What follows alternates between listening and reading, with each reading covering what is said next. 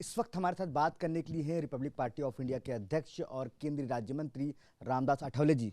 Sir, BMC चुनाव के तारीखों का ऐलान हो गया, सीट बंटवारे भी हो गए, लेकिन महायुति में सब कुछ ठीक नहीं है ऐसा बताया जा रहा है, क्योंकि जितनी सीट की डिमांड आप कर रहे थे उतनी सीटें आपको मिली नहीं है।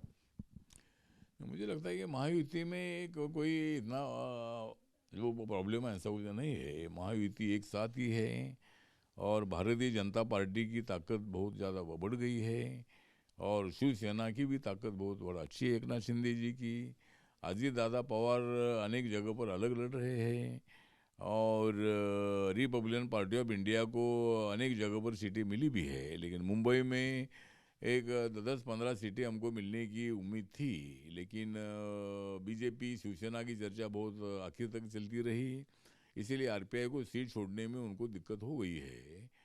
लेकिन तो भी माननीय मुख्यमंत्री जी ने अमित साटम जी मुंबई के अध्यक्ष को बताया है कि भाई 4-5 सीटें तो क्लियर होती है, थोड़ा सा देख लीजिए, लेकिन मुझे कुछ भरोसा लगता नहीं है।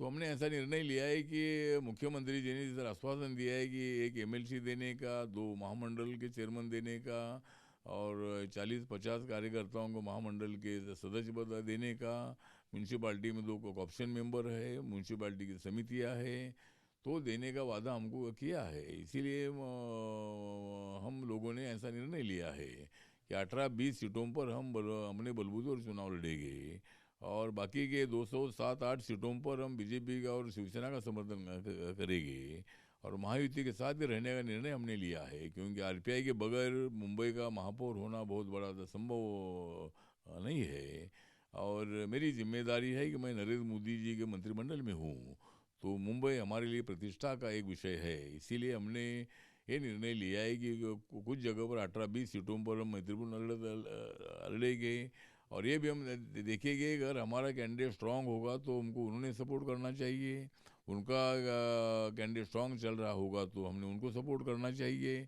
ऐसी भी एक स्ट्रैटेजी हम चुनाव में हम तय करेंगे। लेकिन अगर हमारे कुछ लोग सुनकर आते हैं तो वो महायुति के साथ ही रहेंगे, महायुति का मेयर बनाने के लिए उनका पूरा सपोर्ट होगा। आप फ्रेंडली फाइट की बात कर रहे हैं सर कि 18 से 19 सीटों पे हम अपने उम्मीदवार उतराएंगे, तो नुकसान तो महायुति को होगा ना सर?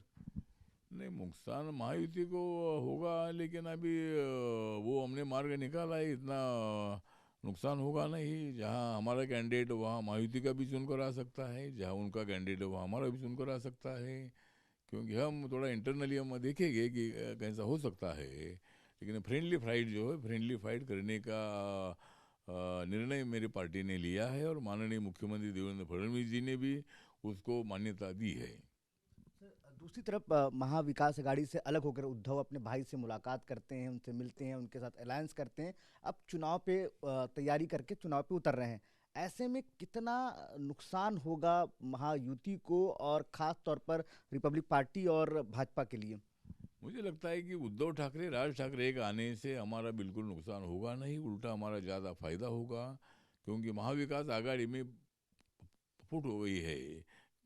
अपनी कांग्रेस पार्टी जो है ये अलग हो चुकी है और उद्धव जी ने राज ठाकरे को साथ में लेने से नॉन मराठी वोटों को मतलब उनसे उनको बिल्कुल वोट नहीं करेगी। मराठी वोट मुंबई में 40% है, नॉन मराठी 60% वोट है और इसीलिए उद्धव ठाकरे जी ने बहुत बड़ी गलती की, अपना बहुत बड़ा नुकसान किया है। तो ये दो भाई का डर हमको बिल्कुल नहीं है, कांग्रेस पार्टी का भी डर हमको बिल्कुल नहीं है, उन लोगों को ही डर हमारा है। तो इसीलिए लोकल बॉडीज़ के म्यूनसिपाल्टी के चुनाव में हम एक दूसरे के खिलाफ लड़े, लेकिन सबसे ज़्यादा सीटें चेयरमैन हमने अध्यक्ष हमारी चुनकर लाई है, हमारे महायुति के। तो इसीलिए इस चुनाव में भी 29 महानगर पालिका में 90% से ज़्यादा महानगर पालिका हम जीतेंगे और अनेक जगह पर बीजेपी शिवसेना का अलायंस हुआ है, कई जगह पर टूट भी चुका है, लेकिन उसके बावजूद भी ज़्यादा सीटें हमारी चुनकर आएगी, महायुति की चुनकर आएगी और मुंबई में मेरी पार्टी पूरी ताकत से महायुति के साथ रहेगी। खाली 18-20 जगह पर ही हम फ्रेंडली फ्लाइट कर रहे हैं। धन्यवाद सर न्यूज़ इंडिया से बात करने के लिए। कैमरामैन मनोज के साथ पंकज वानखड़े, न्यूज़ इंडिया, नई दिल्ली।